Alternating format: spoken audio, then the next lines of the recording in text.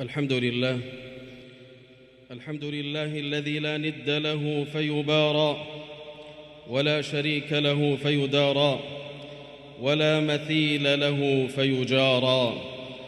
جعل الأرض قرارا وأجرى فيها أنهارا وأخرج منها زروعا وثمارا وأغطش ليلا وأضاء نهارا وبعث الرسل ونصب لهم من أدلته منارا يدعون إلى عبادته ليلا ونهارا وسرا وجهارا. وأشهد أن لا إله إلا الله وحده لا شريك له شهادة من لم يزل عبده ولا رأى إلا رفده ولا خاف إلا وعيده ولا رجاء إلا وعده. وأشهد أن محمدًا عبده ورسوله أرسله الله بالدين القويم والصراط المستقيم رحمة للعالمين وإمامًا للمتقين وحجة على الخلائق أجمعين، صلى الله عليه وعلى آله وأزواجه وأصحابه الطيبين الطاهرين ومن تبعهم بإحسان إلى يوم الدين.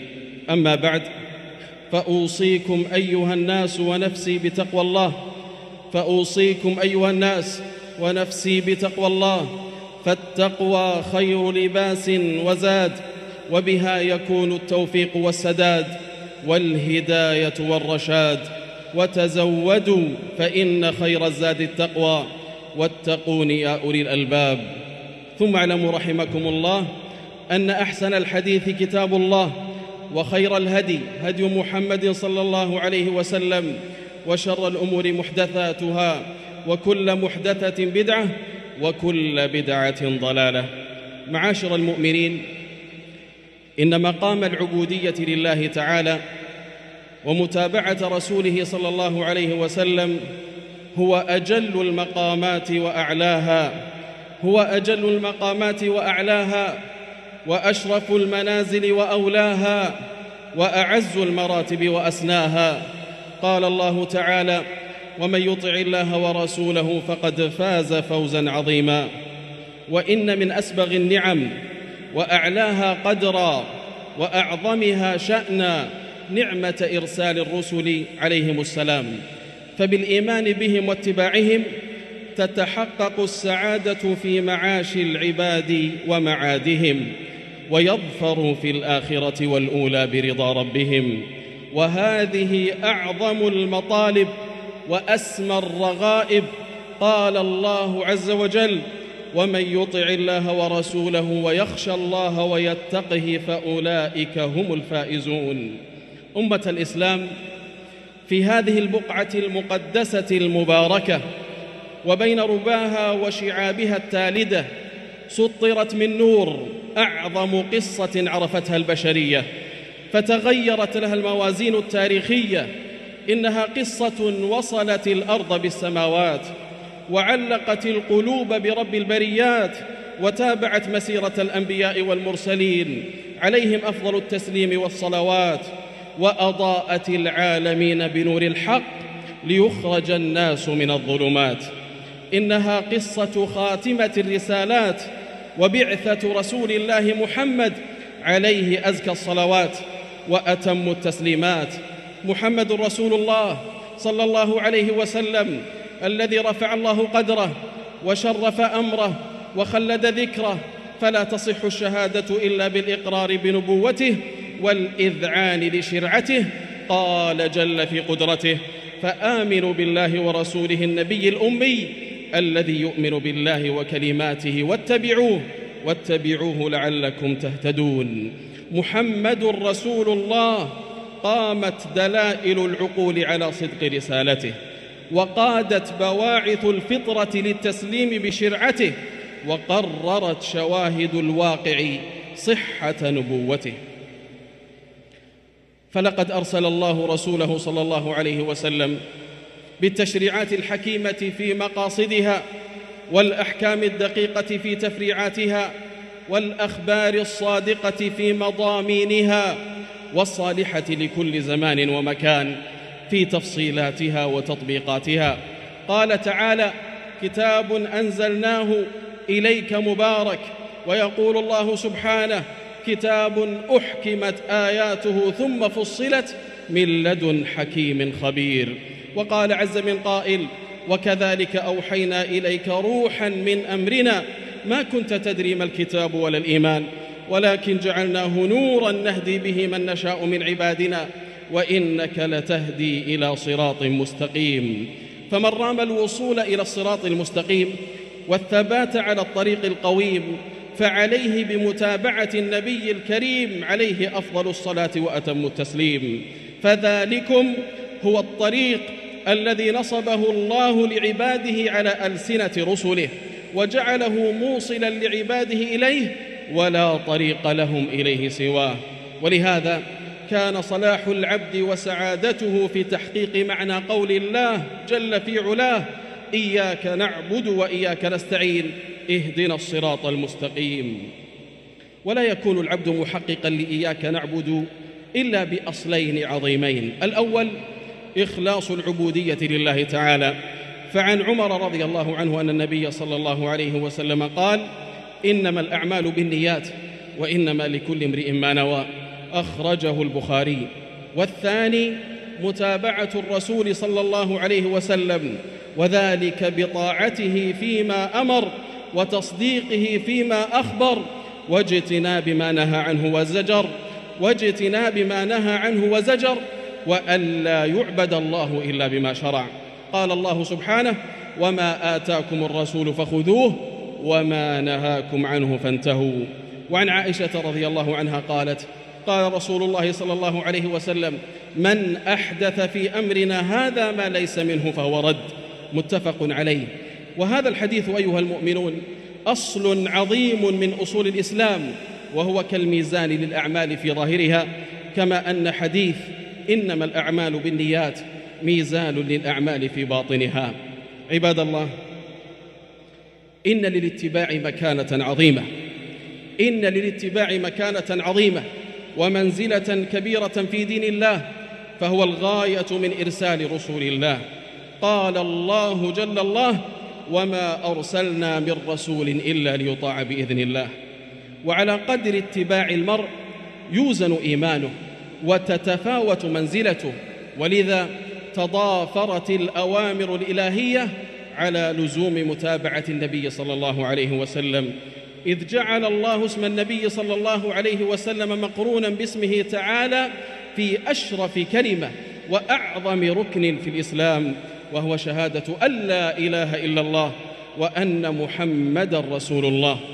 وقد أمر الله بطاعة رسوله صلى الله عليه وسلم في أكثر من 30 موضعًا من القرآن، وقرن طاعته بطاعته، وقرن بين مخالفته ومخالفته، كما قرن بين اسمه واسمه، فلا يذكر الله إلا ذكر معه. قال سبحانه: ومن يطع الرسول فقد أطاع الله، ومن يطع الرسول فقد أطاع الله، ومن تولى فما أرسلناك عليهم حفيظا.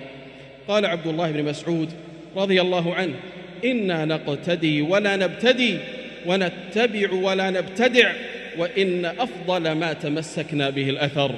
وقال سفيان رحمه الله: لا يستقيم قول إلا بعمل، ولا يستقيم قول وعمل إلا بنية، ولا يستقيم قول وعمل ونية إلا بموافقة السنة. أيها المؤمنون، إن الخير كله في متابعة الرسول، صلى الله عليه وسلم، والبركة كلها في حفظ كلامه المنقول والعمل به في الفروع والأصول، فهو العلم المأمول وطريق الوصول. فالعلم ما جاء في كتاب الله وسنة الرسول، ففيهما الهدى لكل ملتمس، وهما النجاة لكل محترس، وهما الفرقان لكل ملتبس، فنورهما خير نور لمقتبس. فالسلامة كل السلامة في الاتباع، والندامة كل الندامة في الابتداع. فشريعة رسول الله صلى الله عليه وسلم سفينة مأمونة، من اعتصم بركوبها نجا، ومحجة من سلك طريقها وصل إلى المنى، لأنه صلى الله عليه وسلم مؤيد بالعصمة وما ينطق عن الهوى إن هو إلا وحي يوحى. فذلكم الكمال الذي لا نقص فيه، والجمال الذي لا تزوير يعتريه، والجلال الذي لا دون فيه. ففي ذلك الشفاء والمطلوب. ومن اقتدى بالنبي صلى الله عليه وسلم تجنب الآثام والذنوب، وأقلع عن القبائح والعيوب، وبلغ من رحمة مولاه المنى والمرغوب. قال علام الغيوب: لقد كان لكم في رسول الله أسوة حسنة. عباد الله، إن محبة الله تقتضي طاعة رسوله، إن محبة الله تقتضي طاعة رسوله صلى الله عليه وسلم واتباعه. يقول الحسن البصري: زعم قوم أنهم يحبون الله فابتلاهم الله بهذه الآية: قل إن كنتم تحبون الله فاتبعوني يحببكم الله ويغفر لكم ذنوبكم والله غفور رحيم. فأي شرط أوثق من هذا الشرط وأقوى، إذ جعل اتباع رسوله مشروطا بمحبتهم لله وشرطا لمحبة الله لهم، فيستحيل ثبوت محبتهم لله وثبوت محبة الله لهم بدون المتابعة لرسوله صلى الله عليه وسلم. وأي كرامة أعلى إذ جعل المحبة في اتباع النبي صلى الله عليه وسلم، وجعل جزاء ذلك الاتباع محبة الله عز وجل لعباده. وأي سبيل أجدى إذ جعل طاعته طريقا لدخول الجنة، فقال عليه الصلاة والسلام: كل أمتي يدخلون الجنة إلا من أبى. قيل: ومن يأبى يا رسول الله؟ قال: من أطاعني دخل الجنة ومن عصاني فقد أبى. أخرجه البخاري من حديث أبي هريرة رضي الله عنه. أيها المؤمنون، إن المتأمل في قول الله: قل إن كنتم تحبون الله فاتبعوني يحببكم الله، يجده متضمنا لوجوب محبة الله وعلامتها ونتيجتها وثمراتها. فعلامة المحبة صدق اتباع الرسول صلى الله عليه وسلم في أصول الدين وفروعه، في أقواله وأفعاله، وفي جميع أحواله ظاهرا وباطنا. وأما نتيجتها فثبوت صدق الدعوة في محبة الله تعالى.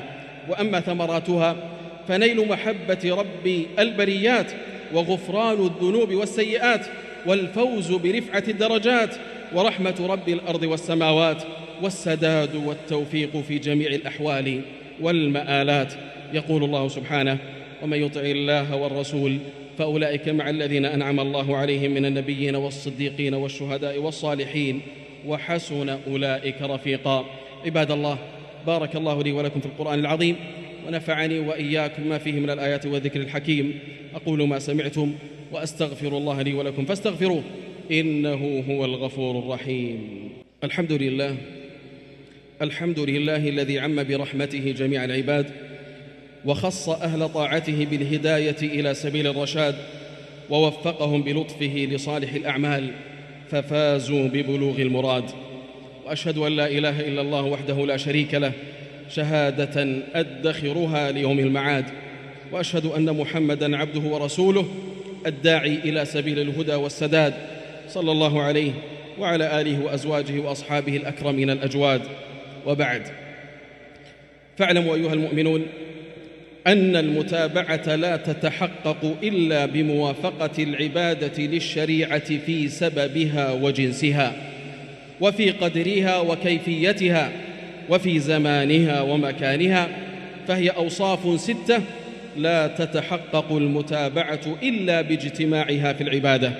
معاشر المؤمنين، من أراد أن يحقق متابعة الرسول صلى الله عليه وسلم فليجرد اتباعه من الهوى، فإن الهوى والاتباع يتنافران.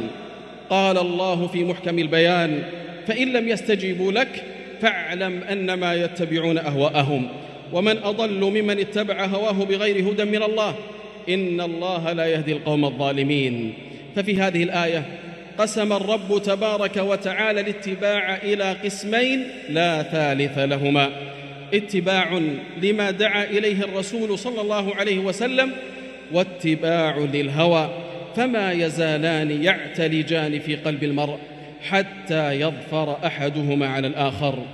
فاحذروا الأهواء ومداخلها، فإن لها صورا وألبسة تغر كثيرا من الناس، ولا يزال الشيطان يلج على المؤمن من أبواب الهوى حتى يهلكه، ولا يقف أمام هذه الأهواء ويوصد أبوابها إلا تجريد الاتباع للنبي المصطفى صلى الله عليه وسلم. فاتبعوه حق الاتباع ولا تحيدوا عن مسلكه ولو دعتكم إلى ذلك الدواع، فما ثم إلا اتباع أو ابتداع. فعن عبد الله بن عمرو بن العاص رضي الله عنه أن النبي صلى الله عليه وسلم قال: لا يؤمن أحدكم حتى يكون هواه تبعا لما جئت به، صححه النووي. وقد زجر النبي صلى الله عليه وسلم الثلاثة الذين شددوا على أنفسهم، فقال عليه الصلاة والسلام: أما والله إني لأخشاكم لله وأتقاكم له، لكني أصوم وأفطر وأصلي وأرقد وأتزوج النساء، فمن رغب عن سنتي فليس مني. أخرجه البخاري ومسلم من حديث أنس رضي الله عنه. وكان من أواخر وصايا عمر رضي الله عنه أنه قال: قد سنت لكم السنن وفرضت لكم الفرائض وتركتم على الواضحة إلا أن تضلوا بالناس يمينا وشمالا. أخرجه مالك في الموطأ. وقال رجل للإمام مالك ابن أنس رحمه الله: يا أبا عبد الله، من أين أحرم؟ قال: من ذي الحليفة، من حيث أحرم رسول الله صلى الله عليه وسلم. فقال: إني أريد أن أحرم من المسجد. فقال: لا تفعل. فقال الرجل: إني أريد أن أحرم من المسجد من عند القبر. فقال له: لا تفعل، فإني أخشى عليك الفتنة. قال: وأي فتنة في هذا؟ إنما هي أميال أزيدها. فقال الإمام مالك: وأي فتنة أعظم من أن ترى أنك سبقت إلى فضيلة قصر عنها رسول الله صلى الله عليه وسلم، فإن الله يقول: فليحذر الذين يخالفون عن أمره أن تصيبهم فتنة أو يصيبهم عذاب أليم. عباد الله، تمسكوا بكتاب الله المبين وسنة خاتم النبيين على فهم سلف الأمة الصالحين، ينجيكم ربكم من العذاب المهين ويدخلكم الجنة مع أوليائه المتقين. عباد الله، هذا وصلوا وسلموا على خير رسل الله محمد بن عبد الله، فقد أمرتم بذلك في كتاب الله، حيث قال الله جل في علاه: إن الله وملائكته يصلون على النبي يا أيها الذين آمنوا صلوا عليه وسلموا تسليما. فاللهم صل وسلم وبارك على الرسول الأمين وعلى آله الطيبين الطاهرين وعلى أزواجه أمهات المؤمنين، وارض اللهم عن الخلفاء الأربعة الراشدين وعن الصحابة أجمعين والتابعين ومن تبعهم بإحسان إلى يوم الدين، وعنا معهم بعفوك وجودك وإحسانك يا أكرم الأكرمين. اللهم أعز الإسلام والمسلمين، اللهم أعز الإسلام والمسلمين، اللهم أعز الإسلام والمسلمين بالتمسك بالتوحيد والنصر والتمكين والتأييد يا عزيز يا مجيد. اللهم آت نفوسنا تقواها وزكها، أنت خير من زكاها، أنت وليها ومولاها. اللهم أحط أوطاننا بالأمن والإيمان والأمان، واحفظ بلادنا وبلاد المسلمين في كل مكان يا رحيم يا رحمن، واجعل هذا البلد آمنا مطمئنا رخاء وسائر بلاد المسلمين يا رب العالمين. اللهم وفق ولي أمرنا خادم الحرمين الشريفين وولي عهده بتوفيقك، وأيدهم بتأييدك، ووفقهم لكل ما تحب وترضى، ووفقهم وأعوانهم لكل ما فيه صلاح للبلاد والعباد، واجزهم عنا وعن الإسلام والمسلمين خير الجزاء يا رب الأرض والسماء. اللهم وفق ولاة أمور المسلمين لهداك، واجعل عملهم في رضاك. اللهم انصر جنودنا على ثغورنا، اللهم انصر جنودنا على ثغورنا، اللهم ثبت أقدامهم واجمع كلمتهم ووحد صفوفهم واشف جرحاهم وتقبل شهداءهم، واجعل النصر حليفهم يا رب العالمين. اللهم فرج هم المهمومين ونفس كرب المكروبين، واقض الدين عن المدينين، واشف مرضانا ومرضى المسلمين، وارحم اللهم موتانا وموتى المسلمين يا رب العالمين. اللهم وفقنا للتوبة والإنابة، وافتح لنا أبواب القبول والإجابة، وهب لنا الحسنى وزيادة. ربنا آتنا في الدنيا حسنة وفي الآخرة حسنة وقنا عذاب النار. سبحان ربك رب العزة عما يصفون، وسلام على المرسلين، والحمد لله رب العالمين.